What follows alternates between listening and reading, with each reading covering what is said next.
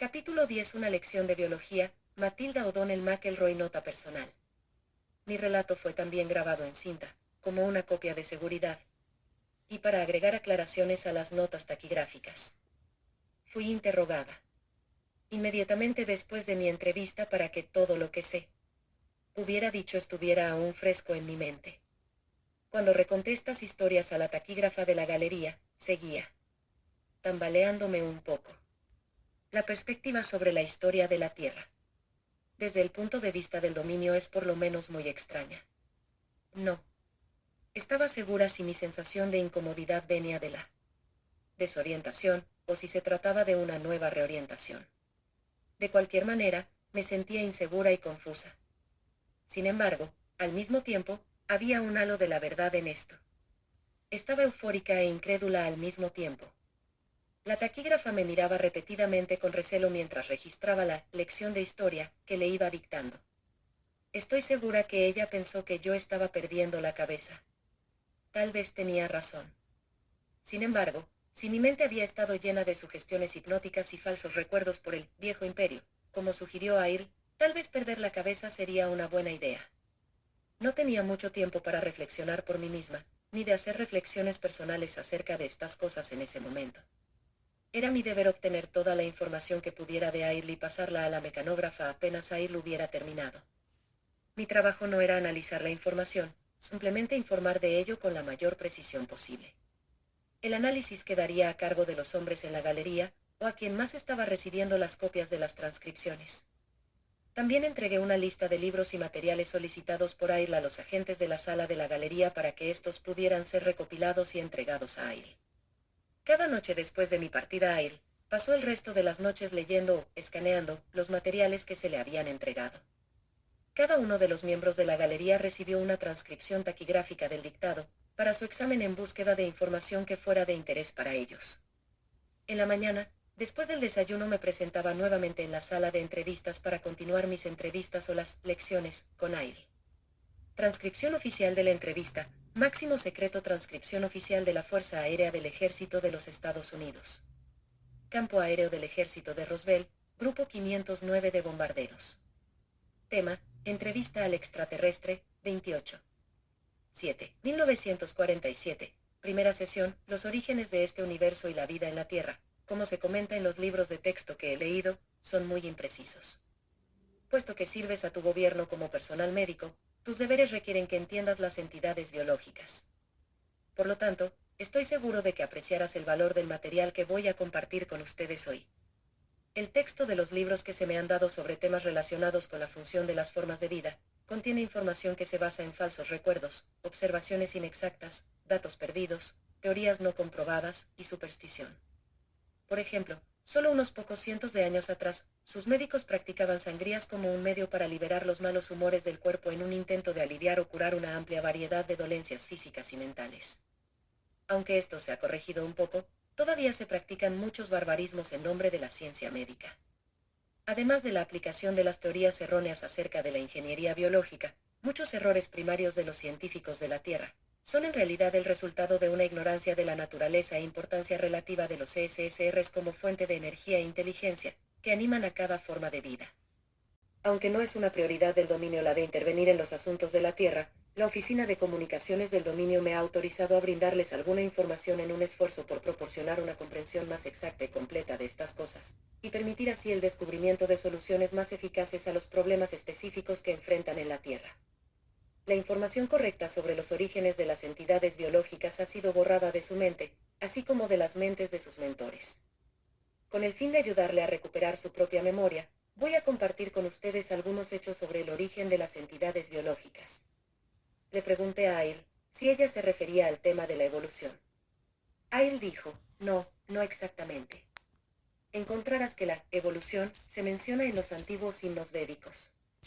Los textos védicos son como cuentos populares o saberes comunes mezclados con supersticiones que se recopilaron en todos los sistemas del dominio. Estos fueron agrupados en versos, como un libro de rimas. Por cada declaración verdadera, los versos contienen muchas verdades a medias, inversiones de la verdad e imaginaciones fantásticas, mezclados sin reservas ni distinciones. La teoría de la evolución supone que la fuente de motivación de la energía que anima a cada forma de vida no existe. Se supone que un objeto inanimado o una mezcla química de pronto puede convertirse en vivo o animarse accidental o espontáneamente. O, tal vez una descarga eléctrica en un charco de lodo químico mágicamente se convertirá en una entidad animada y autónoma. No hay evidencia alguna de que esto sea verdad, simplemente porque no es verdad. El doctor Frankenstein en realidad no resucita a los muertos en la forma de un monstruo merodeador, salvo en la imaginación del ser que escribió la historia ficticia en una noche oscura y tormentosa. Ningún científico occidental se ha detenido a considerar quién, qué, dónde, cuándo o cómo ocurre esta animación. La total ignorancia, la negación o el desconocimiento del espíritu como fuente de la fuerza vital necesaria para animar objetos inanimados o el tejido celular es la única causa de las fallas en la medicina occidental. Además, la evolución no se produce accidentalmente. Se requiere de una gran cantidad de tecnología que debe ser manipulada bajo la cuidadosa supervisión de algún ser. Ejemplos muy sencillos se ven en la modificación de animales de granja o en la cría de perros. Sin embargo, la noción de que los organismos biológicos humanos evolucionaron de manera natural a partir de formas anteriores parecidas a simios es incorrecta. No hay evidencia física que alguna vez haya de ser descubierta que fundamente la idea de que los modernos cuerpos humanoides hubieran evolucionado en este planeta. La razón es simple. La idea de que los cuerpos humanos evolucionaron en forma espontánea en el lodo primordial de la interactividad química en la noche oscura del tiempo no es más que una mentira hipnótica inculcada por la operación de amnesia para evitar el recuerdo de los verdaderos orígenes de la humanidad. De hecho, los cuerpos humanoides han existido en diversas formas en todo el universo por billones de años. Esto se vio agravado por el hecho de que los himnos védicos fueron traídos a la Tierra hace 8.200 años por las fuerzas expedicionarias del dominio. Mientras ellos se instalaron en las montañas del Himalaya, les enseñaron los versos a algunos de los seres humanos locales, que los aprendieron de memoria. Sin embargo, debo señalar que esta no era una actividad autorizada por la tripulación de la instalación del dominio, aunque estoy seguro de que parecía una inocente diversión para ellos en ese momento. Los versos fueron pasados verbalmente a lo largo del tiempo, de una generación a otra durante miles de años en las colinas y se extendió por toda la India. Nadie en el dominio se atribuye los créditos de los himnos védicos como elementos de hecho, como tampoco nadie usaría los cuentos de hadas de Grimm como guía para la crianza de los hijos. Sin embargo, en un planeta donde todos los seres han tenido su memoria borrada, se puede comprender cómo estos cuentos y fantasías pudieron ser tomados en serio. Por desgracia, los seres humanos que aprendieron los versos védicos se los fueron pasando a otros diciendo que venían de los dioses. Finalmente, el contenido de los versos fue adoptado literalmente como la verdad. El contenido eufemístico y metafórico de los Vedas fue aceptado y practicado como un hecho dogmático. La filosofía de los versos fueron ignorados y los versos se convirtieron en la génesis de casi todas las prácticas religiosas en el planeta, en especial el hinduismo.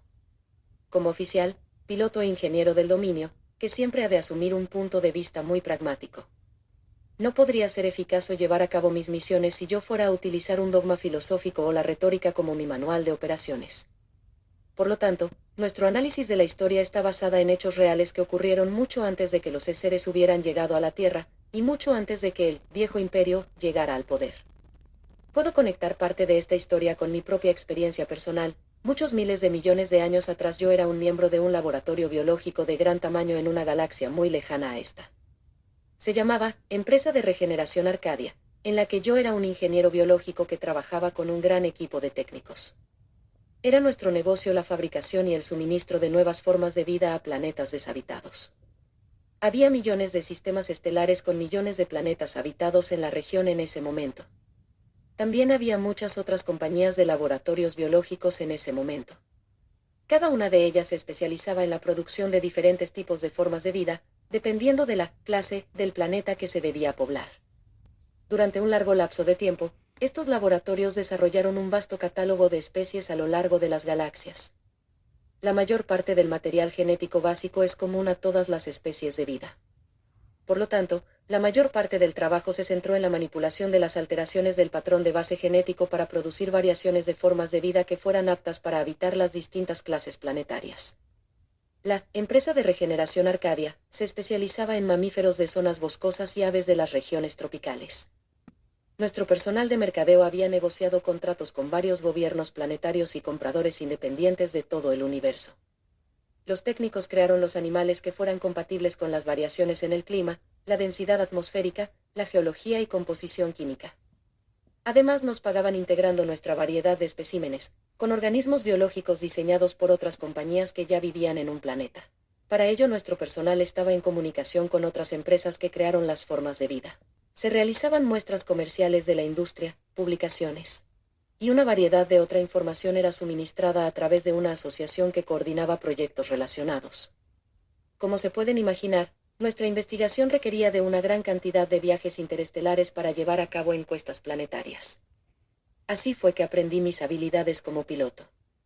Los datos recogidos se acumularon en grandes bases de datos informáticas y fueron evaluados por ingenieros biológicos. Una computadora es un dispositivo electrónico que sirve como un cerebro artificial o compleja máquina de calcular.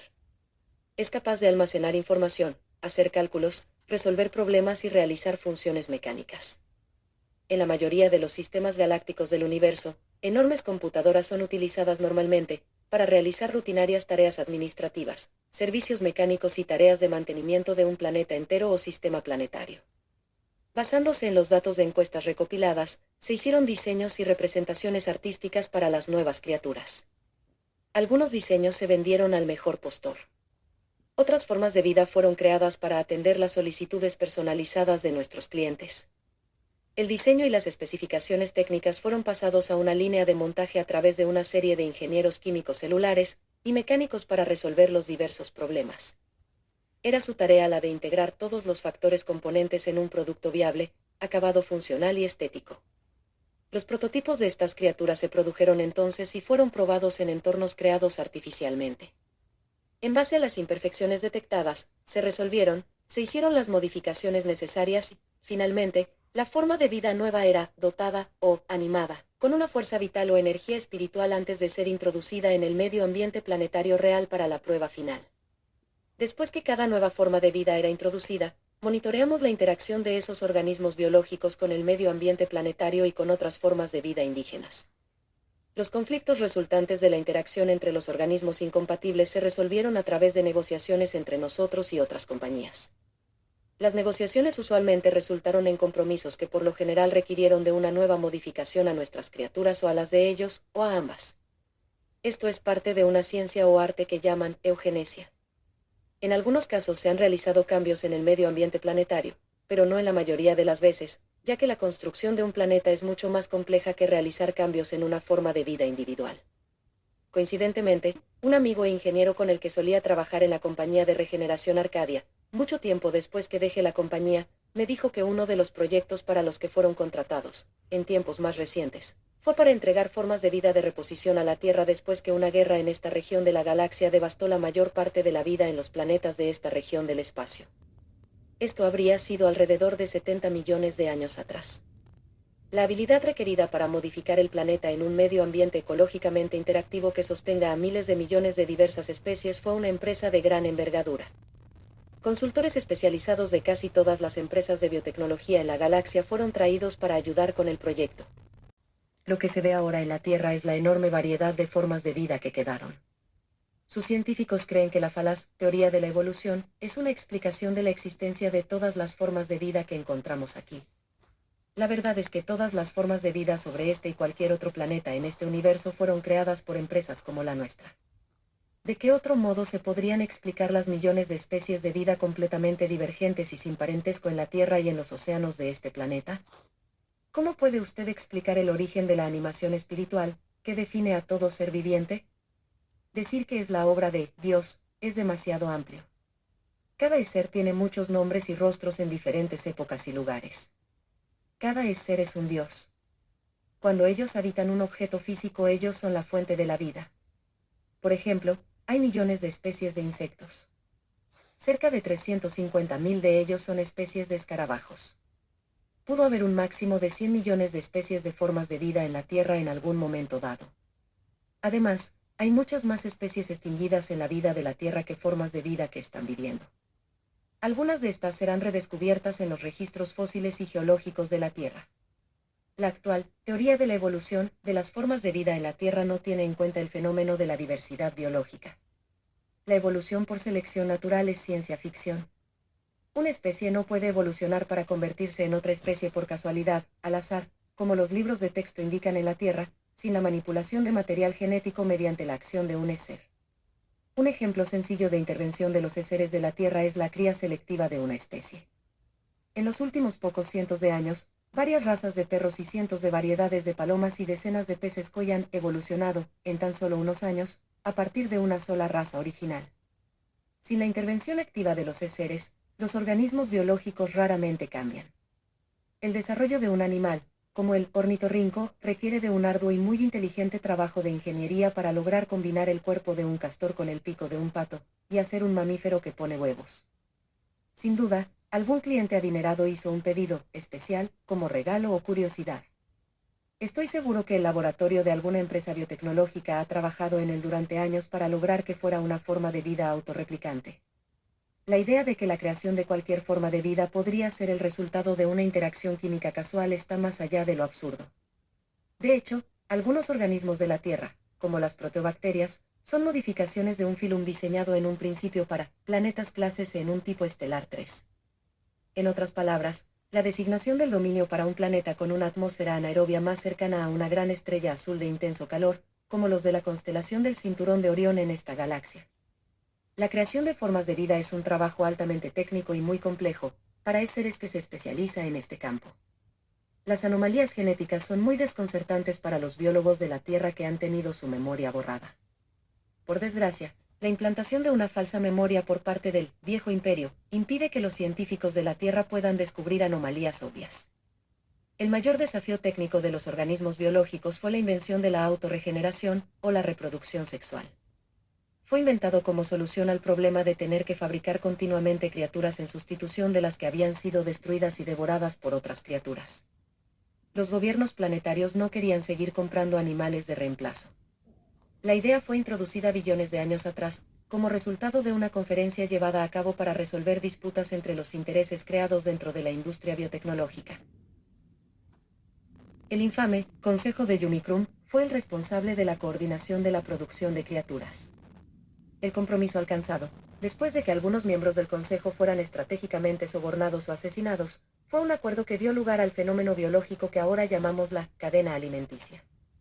La idea de que una criatura necesita consumir el cuerpo de otra forma de vida como fuente de energía fue ofrecida como una solución de una de las mayores empresas del sector de la ingeniería biológica. Se especializaban en la creación de insectos y plantas con flores. La conexión entre ambas es evidente. Casi todas las plantas con flores requieren de una relación simbiótica con un insecto con el fin de propagarse. La razón es obvia, tanto los insectos y las flores fueron creadas por la misma empresa.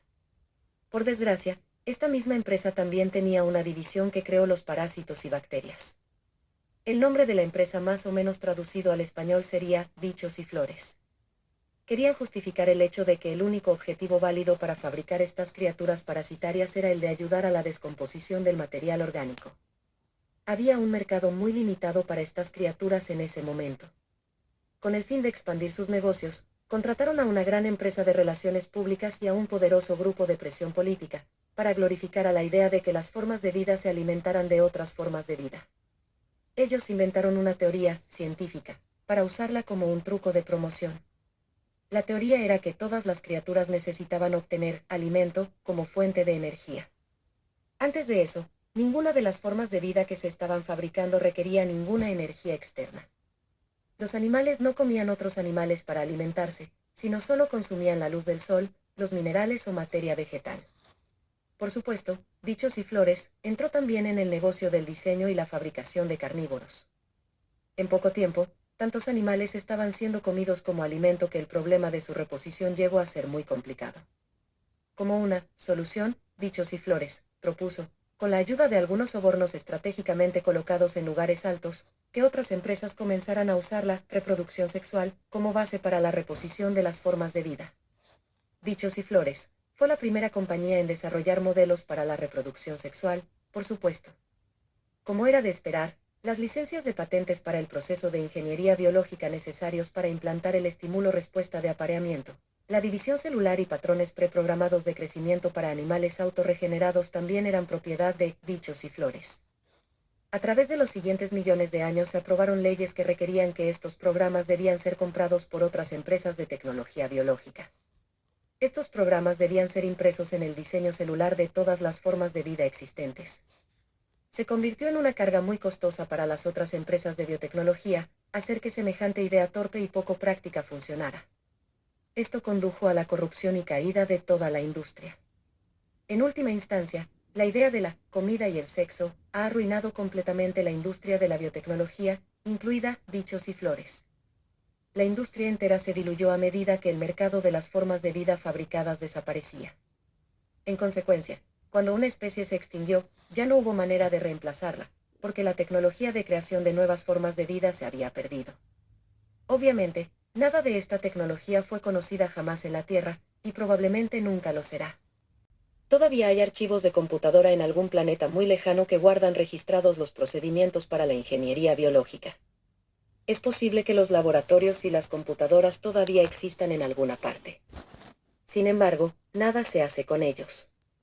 Por lo tanto, se puede entender por qué es tan importante para el dominio evitar la disminución del número de criaturas en la Tierra. El concepto básico de la tecnología detrás de la reproducción sexual fue la invención de generadores cíclicos de estímulo y respuesta. Este es un mecanismo programado genéticamente que causa un impulso de reproducción, aparentemente espontáneo y recurrente. La misma técnica fue posteriormente adaptada y aplicada a los organismos biológicos de carne, incluido el Homo sapiens. Otro importante mecanismo utilizado en el proceso reproductivo, especialmente con el tipo de cuerpos del Homo sapiens, es la implantación de un mecanismo disparador químico-eléctrico en el cuerpo.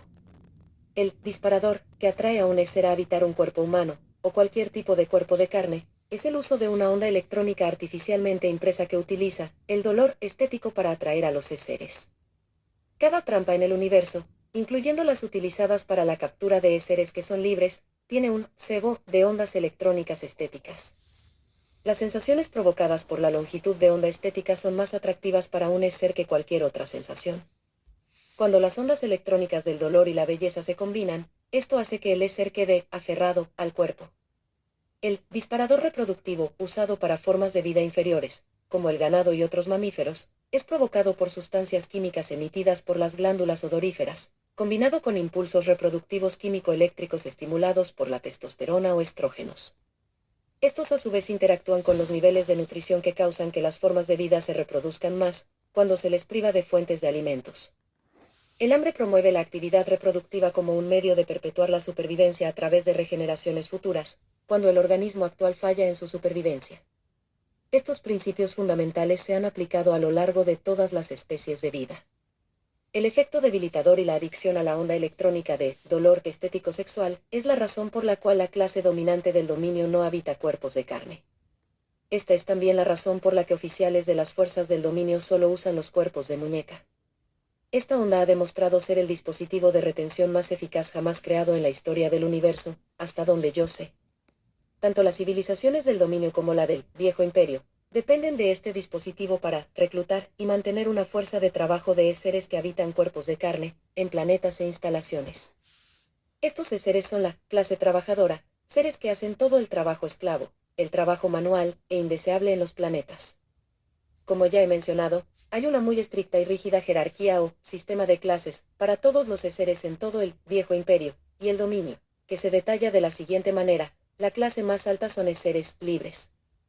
Es decir, no se limitan a la utilización de algún tipo de cuerpo de los que pueden ir y venir a voluntad, siempre que no interfieran ni destruyan la estructura social, económica o política. Por debajo de esta clase hay varios estratos de seres limitados, que pueden o no utilizar un cuerpo de vez en cuando. Las limitaciones son impuestas a cada ser en relación con rango de poder, la capacidad y la movilidad que puedan ejercer. Por debajo de estas están las clases de cuerpo de muñeca, a la que pertenezco. Casi todos los oficiales y miembros de tripulaciones de naves espaciales están obligados a viajar por el espacio intergaláctico. Por lo tanto, son cada uno equipados con un cuerpo fabricado con materiales livianos y duraderos. Varios tipos de cuerpo han sido diseñados para facilitar ciertas funciones especializadas. Algunos cuerpos tienen accesorios, tales como herramientas o aparatos intercambiables para actividades como el mantenimiento, la minería, manejo de sustancias químicas, la navegación, y así sucesivamente. Hay muchas graduaciones de este tipo de cuerpo, las que también sirven como insignia de su rango. Por debajo de estos está la clase de soldados. Los soldados están equipados con una gran cantidad de armas y armamento especializado diseñado para detectar, combatir y aplastar a cualquier enemigo imaginable. Algunos soldados están provistos de cuerpos mecánicos. La mayoría de los soldados son simples robots controlados a distancia, sin designación de clase. Las clases bajas se limitan a cuerpos de carne. Por supuesto, no es posible para ellos viajar por el espacio por razones obvias. Fundamentalmente, los órganos de carne son demasiado frágiles para soportar el estrés de la gravedad, las temperaturas extremas, exposición a la radiación, productos químicos atmosféricos y el vacío del espacio. También existen los inconvenientes obvios como la logística de alimentos, la defecación, el sueño, los elementos atmosféricos, y la presión de aire requerida por los cuerpos de carne, que los órganos de muñeca no necesitan. La mayoría de los cuerpos de carne se asfixiarían en solo unos pocos minutos sin una combinación específica de químicos atmosféricos. Después de 2 o 3 días, a las bacterias que viven internamente y externamente en el cuerpo causan la emisión de fuertes olores. Los olores de cualquier tipo no son aceptables en una nave espacial. La carne puede tolerar solo un espectro muy limitado de temperaturas, mientras que en el espacio el contraste de temperaturas pueden variar cientos de grados en cuestión de segundos. Por supuesto, los cuerpos de carne son totalmente inútiles para el servicio militar. Un solo disparo de un arma de explosión electrónica de mano convierte instantáneamente un cuerpo de carne en una nube de vapor nocivo. Los seres que habitan cuerpos de carne han perdido mucho de su poder y habilidad natural. Aunque teóricamente es posible recuperar o rehabilitar estas habilidades, ninguna forma práctica se ha descubierto o ha sido autorizada por el dominio. A pesar de que las naves espaciales del dominio pueden trasladarse billones de años luz en un solo día, el tiempo necesario para atravesar el espacio entre las galaxias es significativo, por no mencionar la cantidad de tiempo necesario para completar una misión de un solo conjunto de órdenes, que puede requerir miles de años. Los cuerpos biológicos de carne solo duran un tiempo muy breve, solo 60 a 150 años, como máximo, mientras que los cuerpos de muñeca pueden ser reutilizados y reparados casi indefinidamente. El primer desarrollo de cuerpos biológicos se inició en este universo hace alrededor de 74 billones de años. Rápidamente se convirtió en una moda entre los seres el crear y habitar distintos tipos de cuerpos por una variedad de razones nefastas, sobre todo por diversión. Se trataba de experimentar diferentes sensaciones físicas indirectamente a través del cuerpo. Desde entonces ha habido una continua involución en la relación de los seres con los cuerpos. Como los seres continuaron jugando un poco con estos cuerpos, se introdujeron algunos trucos para hacer que los seres quedaran atrapados dentro de un cuerpo de modo que no pudieran salir nuevamente. Esto se hizo principalmente por hacer cuerpos que parecían fuertes, pero que eran en realidad muy frágiles. Un ser, utilizando su poder natural para crear energía, accidentalmente dañaba un cuerpo al momento de entrar en contacto. El ser sufría remordimientos por haber dañado este cuerpo frágil. La próxima vez que se encontraran con un cuerpo, comenzaba a ser más cuidadoso con él. Al hacer esto, el ser debía limitar o reducir al mínimo su propio poder para no dañar el cuerpo. Una historia muy larga y traicionera de este tipo de engaño, en combinación con contratiempos eventuales, resultó en un gran número de seres atrapados permanentemente en cuerpos. Por supuesto, esto se convirtió en una empresa rentable para algunos seres que se aprovecharon de esta situación para hacer esclavos de los demás. La esclavitud resultante se mantuvo a lo largo de billones de años, y continúa hasta hoy. En última instancia, la capacidad cada vez menor de los seres para mantenerse en un estado personal de libertad operativa y con capacidad de crear energía, resultó en el vasto y cuidadosamente vigilado sistema de jerarquías o clases. El uso de los cuerpos como símbolo de cada clase se utilizó en todo el Viejo Imperio, como así también en el dominio. La gran mayoría de seres a través de las galaxias de este universo habitan alguna forma de cuerpo de carne. La estructura, el aspecto, el funcionamiento y el hábitat de estos cuerpos varían en función de la gravedad, la atmósfera y las condiciones climáticas del planeta que habitan. Los tipos de cuerpo están predeterminados en gran medida por el tipo y tamaño de la estrella en torno al cual orbita el planeta, la distancia de la estrella, las condiciones geológicas, así como los componentes de la atmósfera del planeta. En promedio, estas estrellas y planetas se dividen en gradientes de clasificación que son bastante estándar en todo el universo. Por ejemplo, la Tierra se identifica, a grandes rasgos, como un planeta clase 7, Sol tipo 12. Esto es un planeta de alta gravedad, atmósfera de nitrógeno / diagonal oxígeno, con formas de vida biológica, en las proximidades de un solo sol, amarillo, de tamaño mediano, y baja radiación o estrella tipo 12. Las denominaciones adecuadas son difíciles de traducir con exactitud debido a las limitaciones extremas de nomenclatura astronómica en el idioma inglés. Hay tantas variedades de formas de vida, como granos de arena en la playa. ¿Te puedes imaginar cuántas criaturas diferentes y tipos de cuerpos han sido fabricados por los millones de empresas como bichos y flores de todos los innumerables sistemas planetarios en el transcurso de 74 trillones de años? Matilda O'Donnell McElroy. Nota personal. Cuando Air terminó de contarme esta historia, hubo una larga pausa, en silencio, mientras yo me sentía confundida por todo esto en mi mente. Air había estado leyendo libros de ciencia ficción e historias de fantasía durante la noche. ¿Por qué ella me contaría algo tan increíblemente descabellado? Si no tuviera a un ser exótico de 1 metro de alto, con piel gris, y 3 dedos en cada mano y pie, sentado justo enfrente de mí, yo no habría creído una sola palabra de esto. En retrospectiva, durante los 60 años transcurridos desde que Air me dio esta información, los médicos de la Tierra han comenzado a desarrollar algunas de las técnicas de ingeniería biológica de las que Air me habló aquí en la Tierra. Operaciones de bypass de las arterias coronarias, la clonación, los bebés de probeta, los trasplantes de órganos, cirugía plástica, los genes, los cromosomas, y así sucesivamente. Una cosa es muy cierta, nunca he vuelto a ver un bicho o una flor de la misma manera, desde entonces, por no hablar de mis creencias religiosas en el Génesis.